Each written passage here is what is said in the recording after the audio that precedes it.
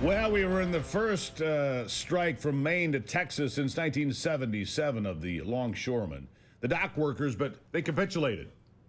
They capitulated overnight and gave in because they knew what they were doing was causing big problems. Toilet paper vanished at Costco. I mean, seriously, people, do you not plan ahead? Every time there's a little bit of a problem, the toilet paper disappears. All right, weird. Anyhow, Mark Mix is the president of the National Right to Work Committee, which is a 2.8 million member public policy organization, and serves also as the president of the National Right to Work Legal Defense Foundation. He joins me now. Mark, good morning. Good morning, Steve. How you doing? I'm doing well. Look, they capitulated because things were disappearing at Costco and Walmart and elsewhere. They knew it was going to be a big problem.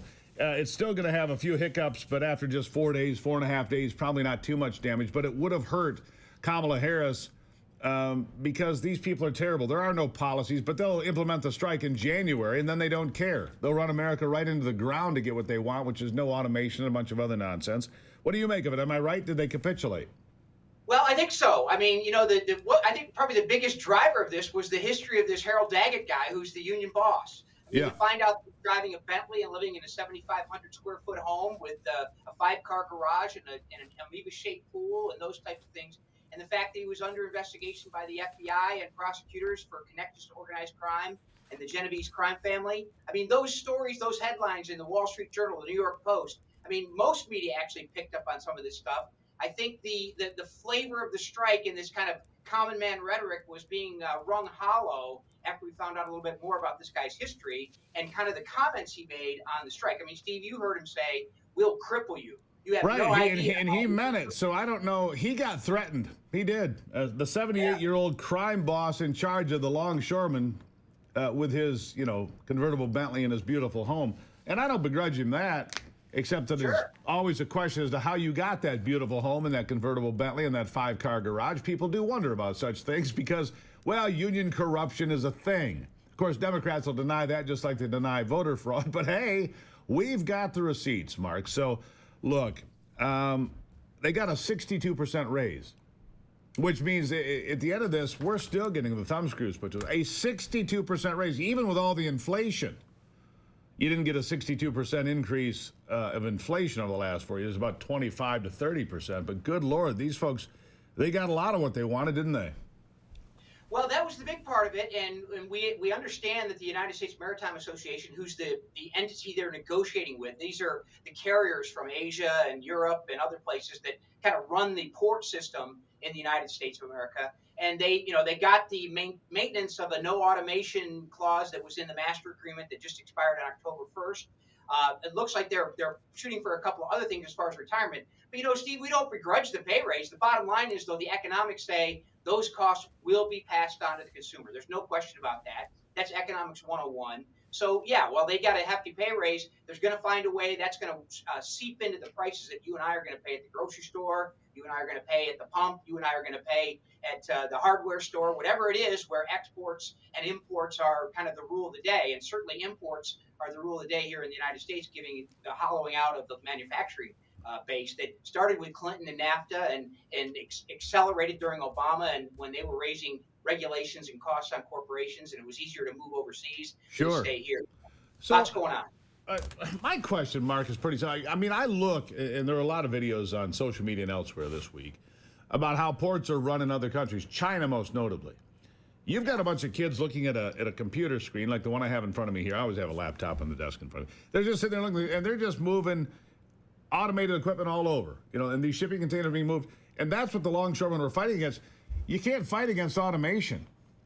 The cotton gin put a lot of people out of business and out of work, right? But that's progress sometimes. How do you get around all the automation, the AI running shipping containers so that you keep track of everything and everything moves more smoothly? I don't see how they fight that overall.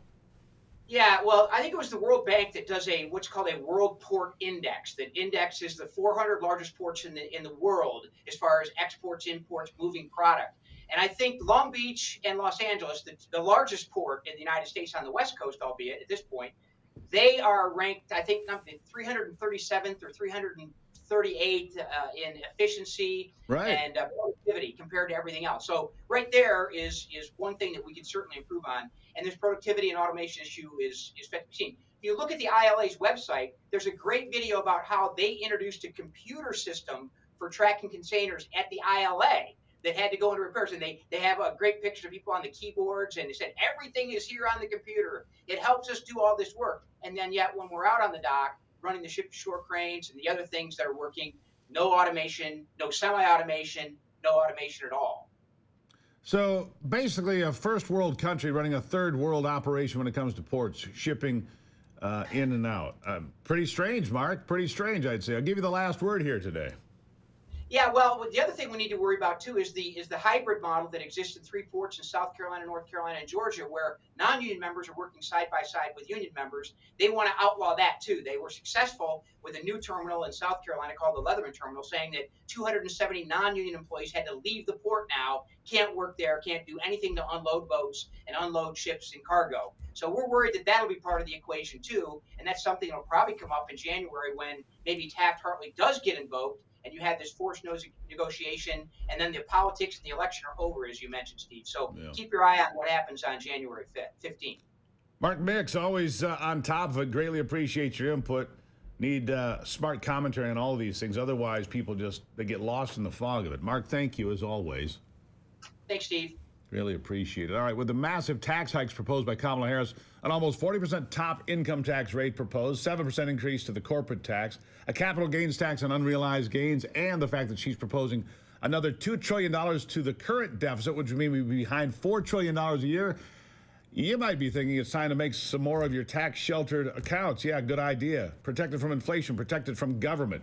Birch Gold is here to help you. Birch Gold will assist you in converting an existing IRA or 401k into an IRA in gold. And the best news, you don't pay a penny out of pocket. Just text the word Gruber to 989898. Get a free information kit on gold from Birch Gold. No obligation.